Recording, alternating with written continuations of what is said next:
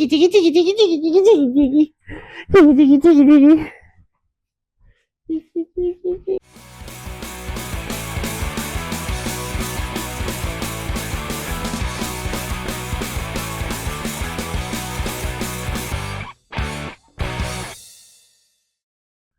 and welcome to the Disc Dog Pod. I'm your host, Kirby McIlveen, and this is my co-host, Jeff Hill. And this is Cheeky, and she's our other host today.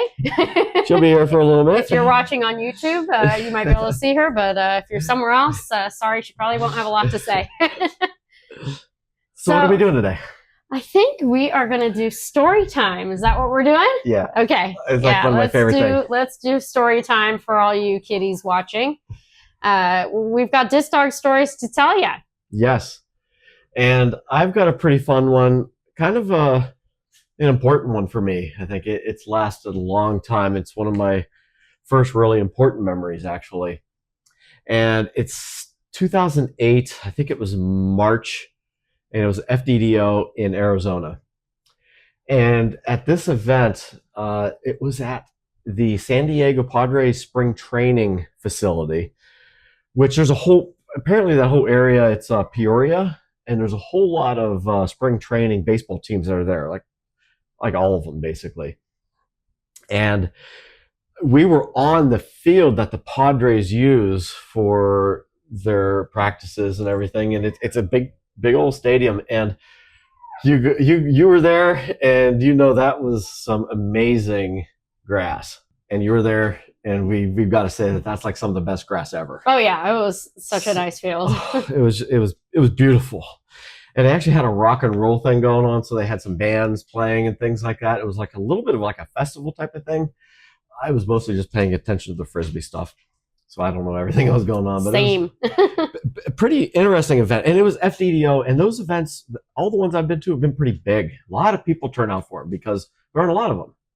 And now there's very few. Yeah, I think it was more popular back then. Right. They were still having like pretty big FDDO events, and now it's kind of died down. Right. And FDDO is based in Arizona from Bill Waters.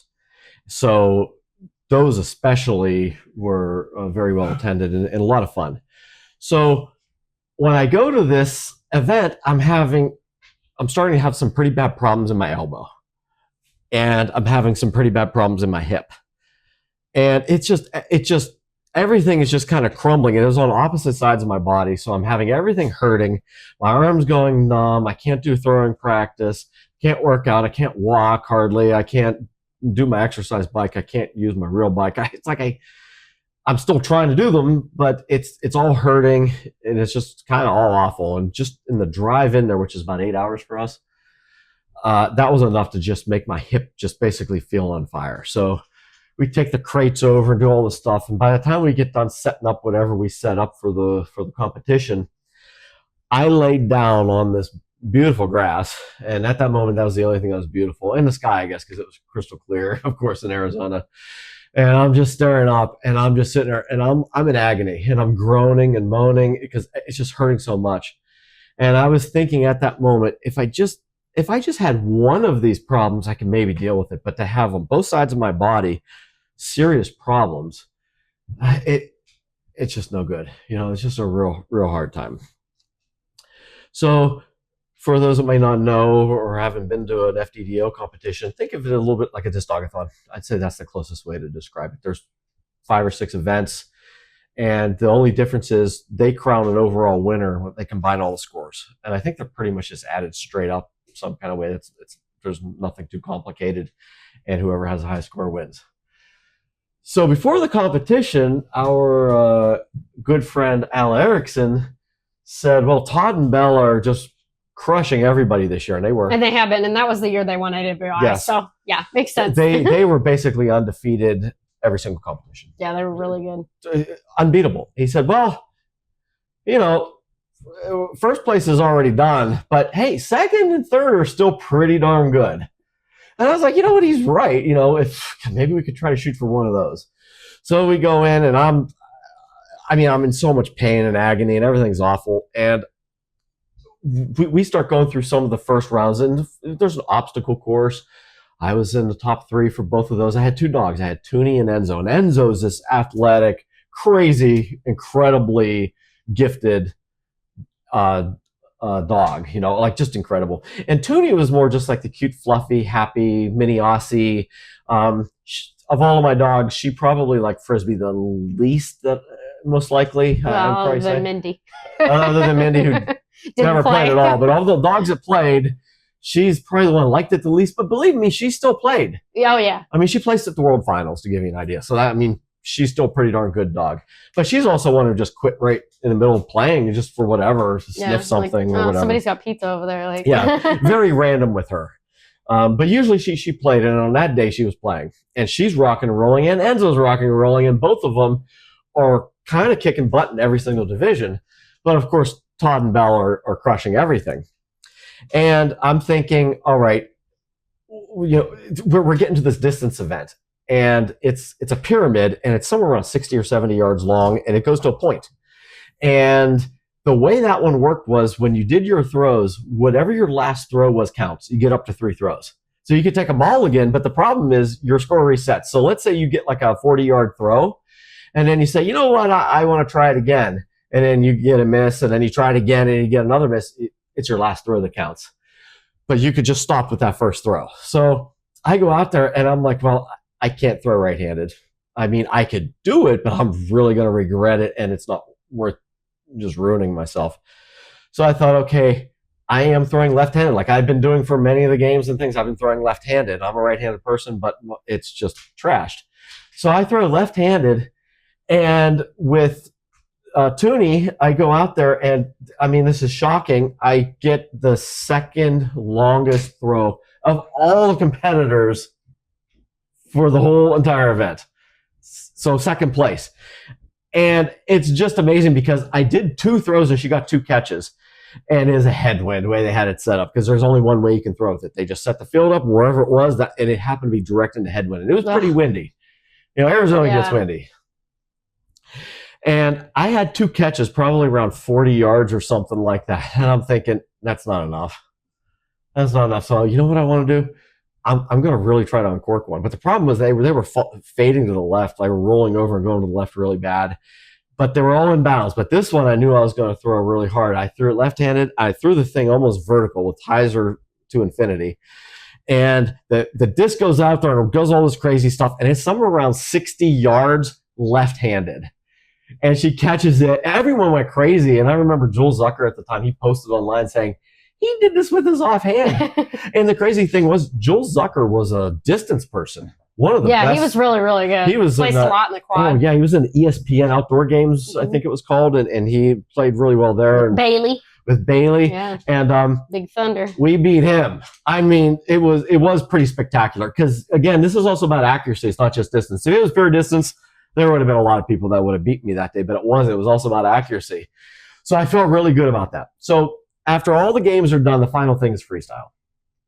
And I have to go out and you see the results, and I can see that we're in the top 2. We're in the top 3 with both dogs. So I got Toonie in second and Enzo in third. Toonie's beating Enzo?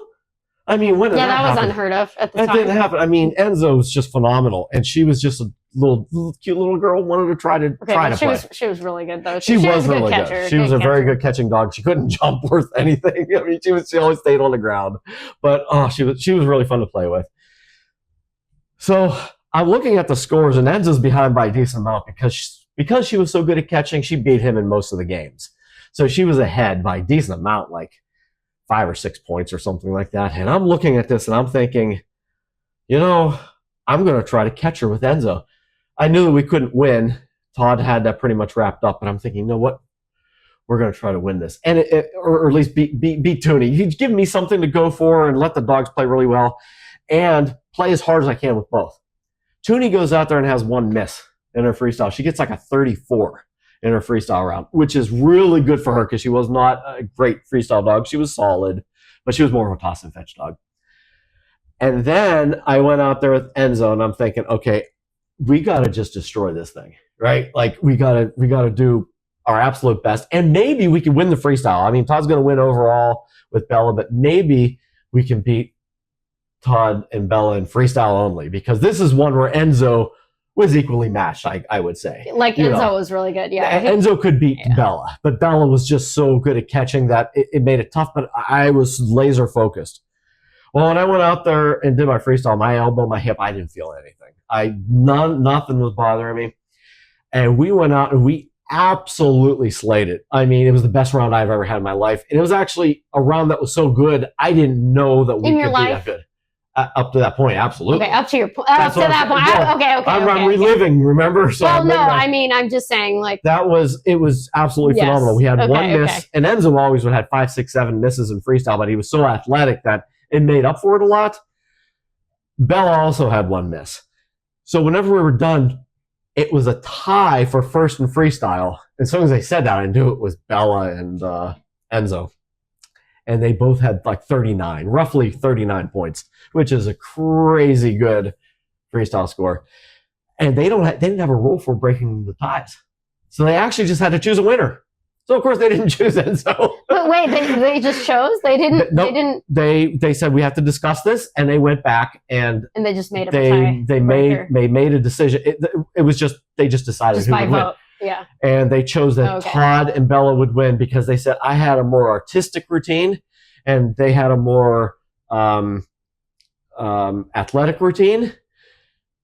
So theirs was more basic throws and things like that in big vaults. Mine was a lot of fancy throws, a lot of big jumps. You had more inside close stuff. A lot of close stuff. He had more big kind of stuff. Well, bigger Bella. There you go.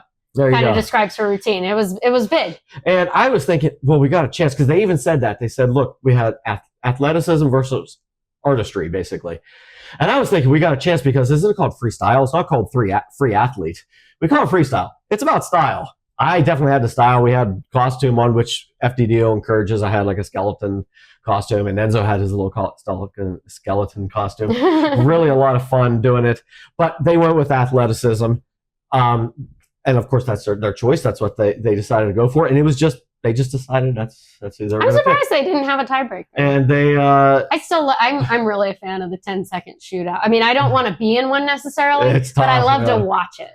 I was up in one of those against myself. And other people. You've been in a lot of those. Yeah. I think only maybe I've been in it a couple times, but like once or twice against like Flair versus Sora. And then everybody was like, oh, you should just choose the winner. I'm like, no, we're doing this. I'm not picking. We're not starting a war in this house if I have to pick one.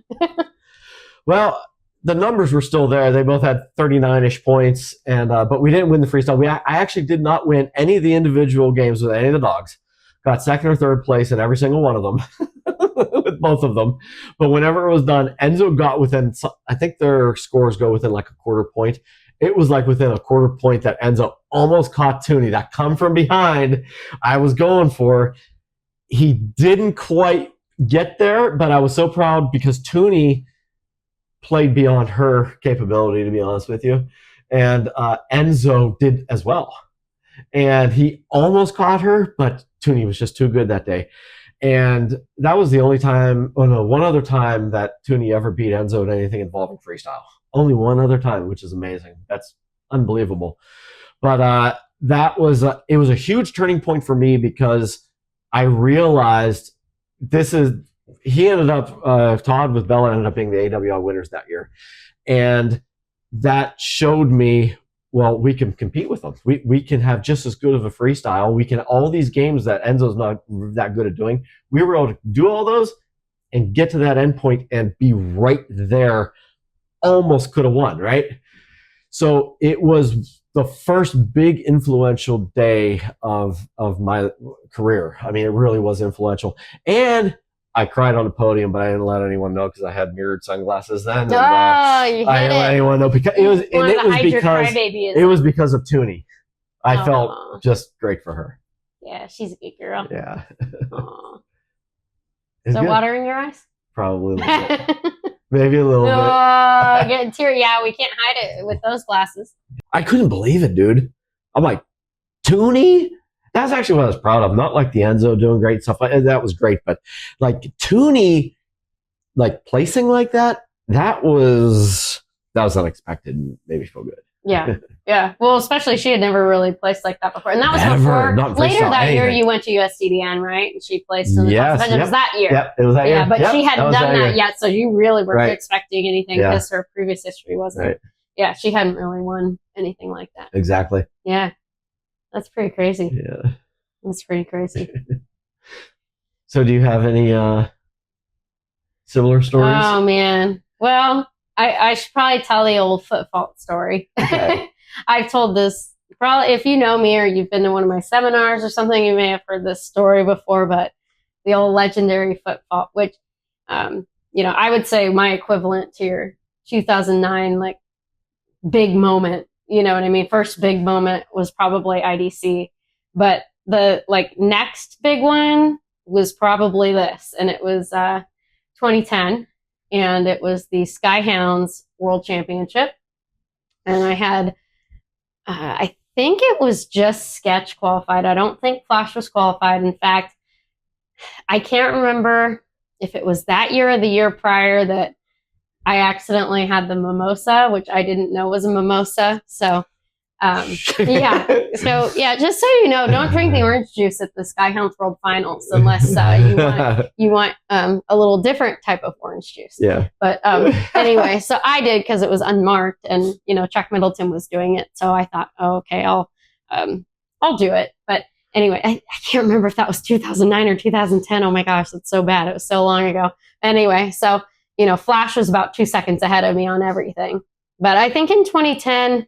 I don't remember if I had Flash qualified or not, but this was with the story is with Sketch. So, so I had qualified with Sketch at our regional for the first time. The prior year in 2009, I actually had to go through Last Chance, and I qualified with Sketch. Luckily, thank goodness, because all we were qualified was for pairs. We weren't qualified for anything else, and went to Skyhounds Finals, and Sketch qualified through the Last Chance qualifier, which was really cool. And we were second to Tracy Custer, so I was pretty excited about that.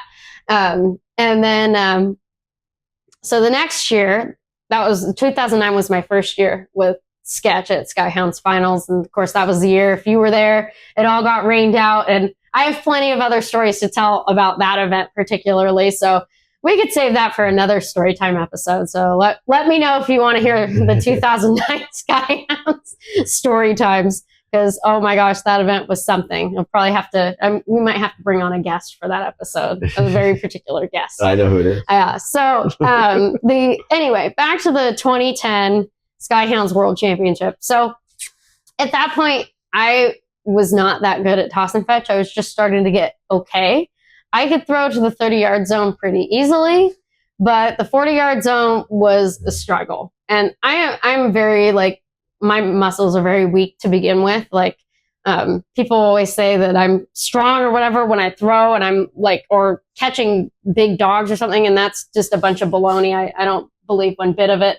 I mean, just to give you some perspective on how weak I am as physically, when I was learning to drive a car, turning the wheel and stuff, my arms would be sore after driving for a little bit from turning the wheel because it was so hard on my arms. That's how weak I was, and kind of still am. But anyway, not nearly as bad. But so I am very naturally weak. I struggle with anything strength related.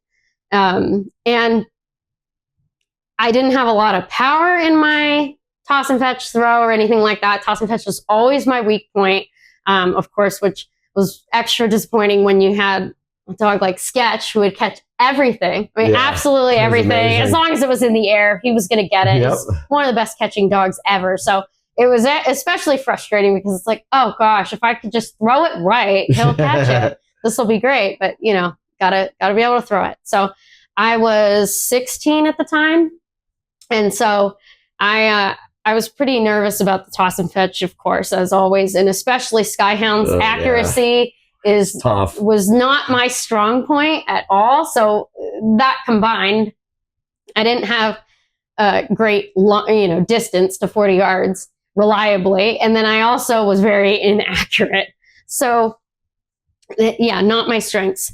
Well, of course, that was already a factor of my nerves going into it, but it got even more compounded after our freestyle round where we nailed it. He had one miss. I think we were tied for second place with a couple others. I think Tracy Custer, Mark Muir, maybe Lawrence Frederick were a couple of the names that were in there. Maybe Chuck as well.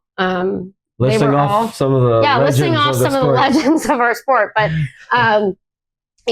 so those were all names that I was up in the results with, which I was like, kind of stunned and shocked. And I had never been in a world finals like that high before. But that was only after the first round of freestyle, right? So, a lot of rounds left to go. But when it's one of your first finals events and you're finally like getting up to the top and competitive, it's a little bit of a shell shock. Like you're like, what the heck is that? Like you almost don't believe it, right?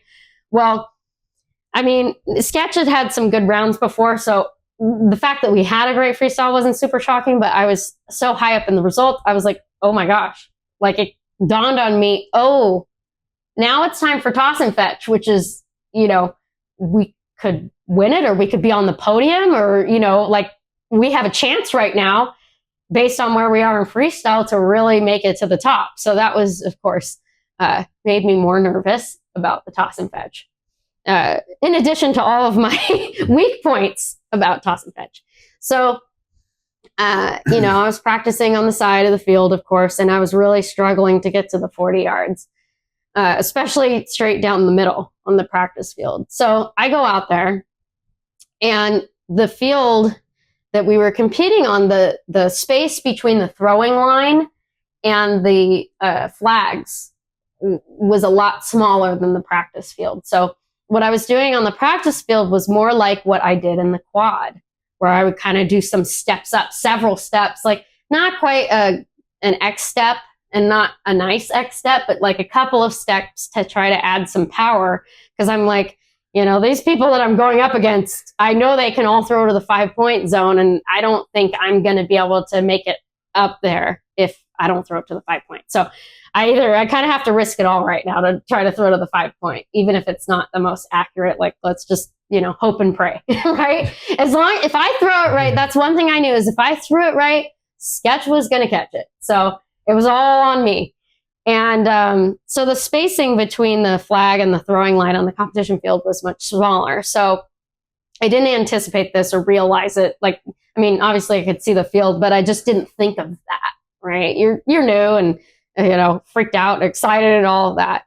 And so I go up there and my very first throw, I do my steps and I throw it right into the 5-point zone. Sketch jumps and catches it. And, I can't remember if it was the first throw or the second throw. It was one of the two.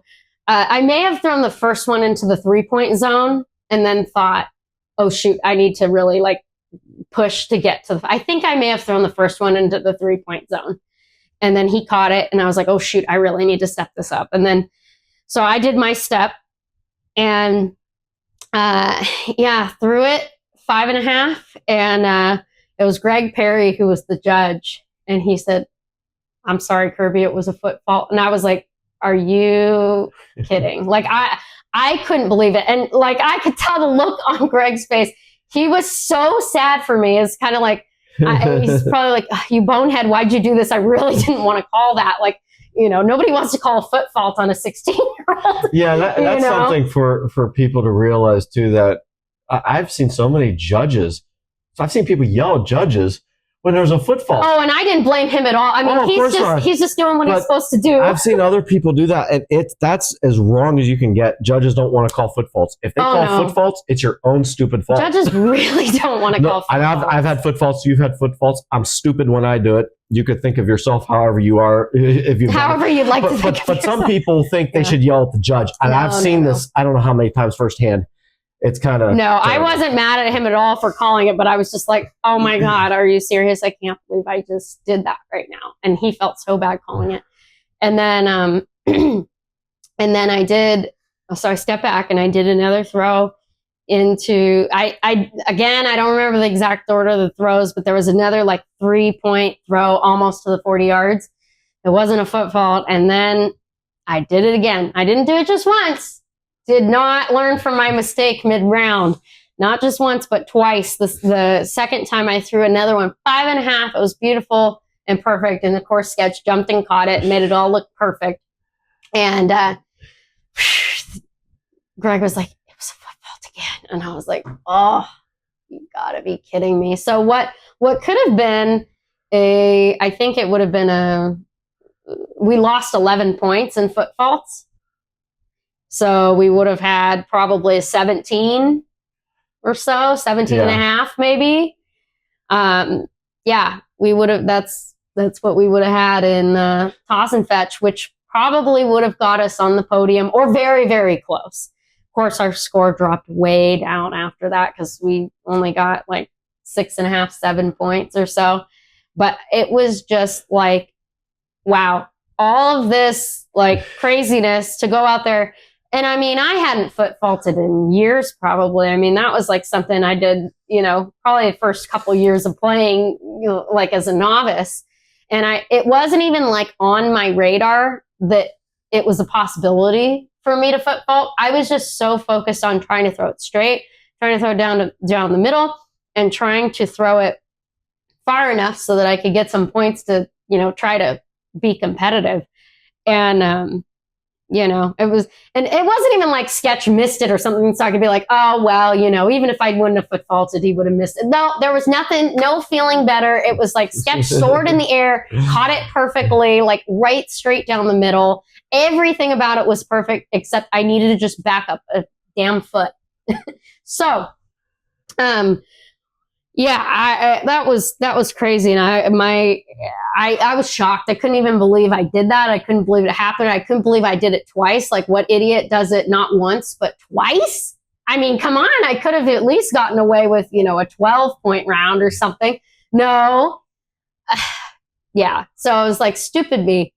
And I'll never forget Lawrence Frederick coming up after the rounds, and he was like yelling at me. Like, you need to go out, and when you practice, you're going to get the damn spray paint out, and you're going to paint a line, and you're not going to cross it. If your foot touches that fucking line, I swear to God, you redo those throws. Like, he was giving me the whole plan out, expletives and all, how to make sure I never do that again. And at that point, I became less upset with myself about the foot fault and more afraid that Lawrence was going to pull out a saw and cut off my toes, to keep me from foot faulting. So it was like, okay. I'm like, holy crap. But I just remember when he came up after, and he was just like, you're not going to do that again.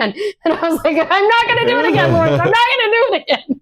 And so. Yeah, I could say I've never foot faulted in the World Finals. That was my shame. So, so I came away from that whole experience with something that was what I realized was a fundamental problem in my strategy and the way I was throwing.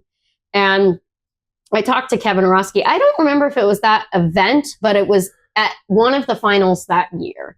And Kevin Orosky, if you haven't been playing a long time, he was one of the ultimate legendary toss and fetch players with his dog Brooke, and then he had Merlin, and I think he may have had a couple other dogs, but those were his two like really, really good world champion dogs. And he was talking to me about my accuracy problem, because that's one of the things that made him so good, is he was so incredibly accurate. And so he gave me a lot of tips on how to work on that accuracy and all of that. And, which you can find all those tips in my, online courses at FlyingK9Scott.com. So go check that out if you want to know more about that. But anyway, so he gave me a lot of tips on that. And so I kind of went home that off season, and I was like, this can't happen again. I, one, can't show up to finals and not be able to throw far enough. And two, I can't foot fault again. I mean, that's not happening again. And so I practiced what Kevin was telling me, and I worked on getting more power in my throws and just working on the strength piece of getting to 40 yards consistently.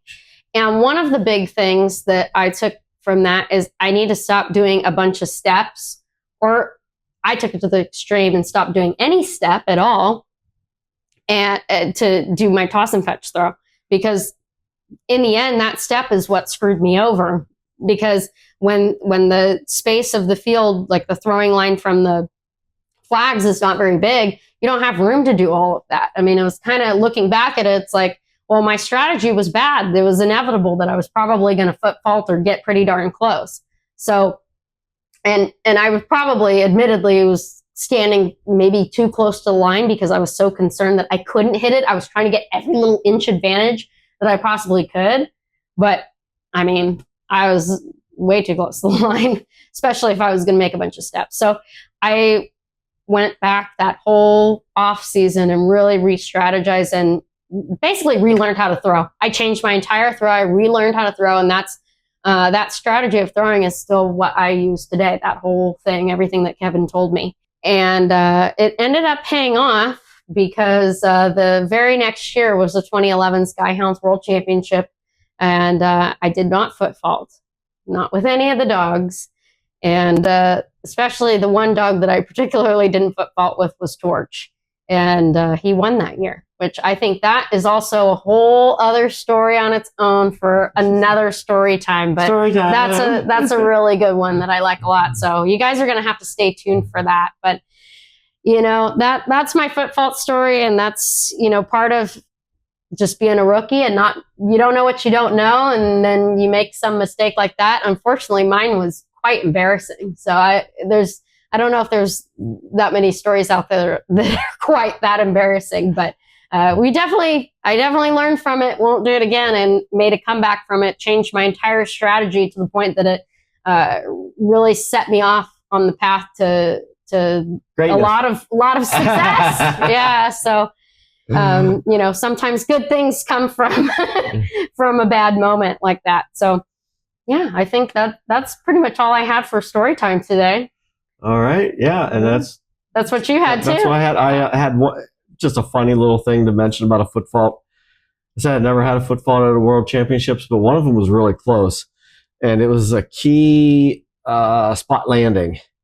And that one's easy to foot fault on because it's a circle. It's a little circle you're standing in, and it's beaten to pieces. I mean, you can't even really see the line anymore. Yeah, after competitor number 100, it's probably... So Key had a ridiculously good round, and on my last throw, it was one of those things where I had to lean over the line. I probably took a half a step, got the disc. I threw it like basically from her mouth, and she ran over and caught it and landed right in the zone, which is crazy. Yeah, you lucked out. And I stood up, and as soon as I did that, I'm like, we won, because I knew it was a world record, and I didn't even know what the score was. I just knew nobody had ever had that many points before. And I turn around, and then Ray Loman judging, he looks at me, he goes, I wonder if that was a foot fault, Jeff. And I'm like, that wasn't a foot fault. I don't think that was a foot fault. Now here's the good news. You're like begging. You're like, please, it's not a foot fault. After the fact, it didn't matter. We didn't even need that catch. We still won the world championship, but we wouldn't have had the world record. But we got the world record with that catch. And I came off, and I just knew it was a world record. And I didn't think I was all that close to the line. I watched the video back, and it is like... really close. I see what Ray is saying. But the problem is the lines are basically gone. And if the line was brighter, he may have called it. He may have been able to say you were on the line. But without being able to really see the line, really I don't think a judge is going to... It can be obvious you're stepping over the line, but if it's like you just got your toe on it and the line's almost gone, the judge isn't going to call it. I mean, if they shouldn't, because you can't actually see if they foot faulted or not.